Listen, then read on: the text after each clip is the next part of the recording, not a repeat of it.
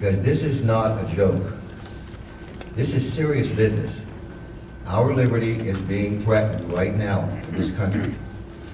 Now, we the people of Ohio Valley, we work tirelessly for nothing.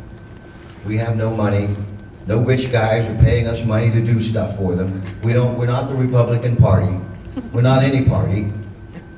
We're just people like you. And we're trying to make a difference. And we try to reach people like you to say, you need to stand up. It's time for you to stand up. We can't do this by ourselves. Somebody asked me the other day, Chief, what do you think you could do that make this all better? And I said, well, I know what you can do, what you can't do. You can't fix this from your sofa. That's where they want you.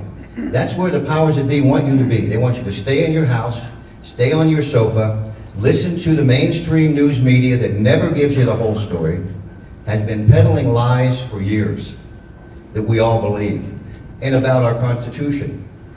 The separation of church and state. Everything you've heard about that is nonsense. Amen. It's nonsense. That's right. Our founding fathers wanted prayer and Bible taught in the schools. They wanted it. It's in their own handwriting. It's not somebody interpreting. So courts that have interpreted this are lying to you.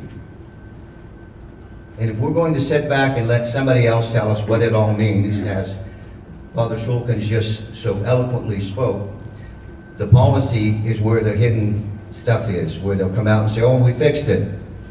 They're not going to fix it. They're going to go around it. They're going to roll you over. They're going to roll all of us over. But there is a way we can stop it, and that is if we decide to do what we're doing here. Get groups of people together at your house. Go to your church. Go wherever you can and bring this issue out to the public and talk to people. Some people will say, oh, you're crazy. You're just an old crazy Republican.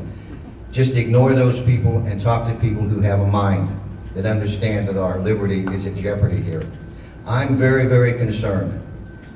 And you can talk to my friends and fellow Tea Party people. I work tirelessly because I'm very concerned. And now I'm asking you to come out and help us. Before I finish here, before you leave, I want to make sure as many of you can, leave us your name, phone number, and an email, especially an email if you have it. If you don't have it, a phone number. Some way for us to keep you in date and updated with what we're trying to do. Because we can't afford advertising. We have no money. If somebody doesn't put money in our donation jar, we pull it out of our pocket when we try to pay. But we can't afford to go on television and radio and newspaper and do the advertising. And I'll give you an example of how this works so you a little bit understand what we're doing here. We send a press release out to some media people and the phone rings. And it's a salesman from that media. Want to buy an ad? We're trying, and we're not selling anything. We're saying we want to get a message out, a community message to the people to come together like this. We are not selling it. We want you to come out and hear this. But that's what we're up against, so we really have to rely on our emails and phone calls and each other calling each other. We could use people helping to volunteer to make phone calls for those who don't have an email. We have many people who don't. And help us out by just responding and coming when we have an event. Because I'll tell you the way it works in this world, in this country, whether we like it or not. If you don't show up, they think you don't care. They want you on the sofa. And they say, they're on the sofa, guys, let's keep doing this to them. But what has awakened this country recently is right in that picture right there. Can you all see that picture?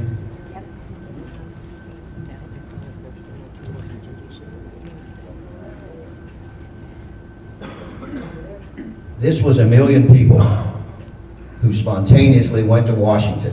It wasn't the Republican Party. It wasn't some rich guy paying him. We all divvied up our money and rented buses, and we went there, and many of them are in this room right now. How many are in here right now that went on that bus? Will you stand up a minute?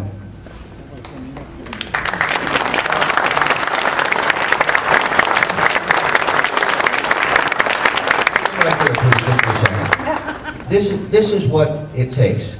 These people got on a bus and went to Washington and said, we've had enough. We're not going to take it anymore. So that's all that I want you to see, is it's just people like you and me who are doing this, and we need your help. So with that, I'm going to finish up here and let you go on. A couple of things I want you to understand is that this is very serious business, and we hope that you share this with other people. We're not making this up. You couldn't make this up. The government is trying to go around us in a lot of ways, and it's so complex and so far-reaching that I can't even cover it all. But in ending, we hope our presentation sheds a little bit of light into the original intent of the Founding Fathers, who worked tirelessly to write a Constitution, giving birth to freedom and liberty. And up until that time, I don't know if people even understand this, but up until the time they did that, nobody has ever lived free before. We're the first ones, so are we going to give it up? Are you going to give it up? No. No way. The Constitution rights, our constitutional rights, are in your hands now. And they're for you. It's for you to pass it on to your children and grandchildren and protect it. Ronnie Reagan, as I said earlier, said it was in our hands. We can't pass it through the genes. We have to defend it. We have to fight for it like he did. And that's what we're doing. And we invite you to join us in that fight. So before you leave, I want you to, if you can, stop back there at that table and try to leave your email and phone number, some way for us to communicate with you what we're doing so we can keep you informed. We get a lot of information about what's happening on a daily basis with various issues we're all interested in, and we can get you the information. Well, I think I see a hand up there. Yeah, Father gave the gentleman from Nebraska that came up with the bill. Does he have the number of the bill or the name of the, again, of the representative from Nebraska? Yeah, I don't have the number, but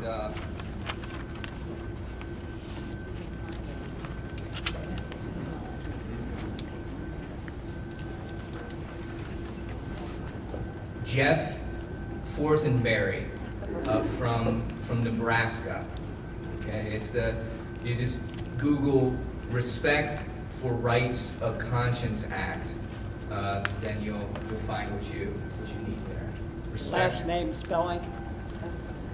Fortenberry, capital F O R T E N B E R R Y. Thank you. Fortenberry.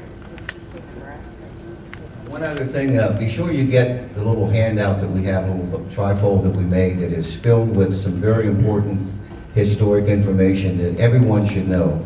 And it's yours for free. Just take it with you and read it and share it with other people. And with that up, and we thank you for coming. And if there are any other questions, we'll try to make the people available here that can answer them for you on a one-to-one basis. Thank you so much for coming out. It means everything to us, and it actually means everything to you. Thank you. Thank you.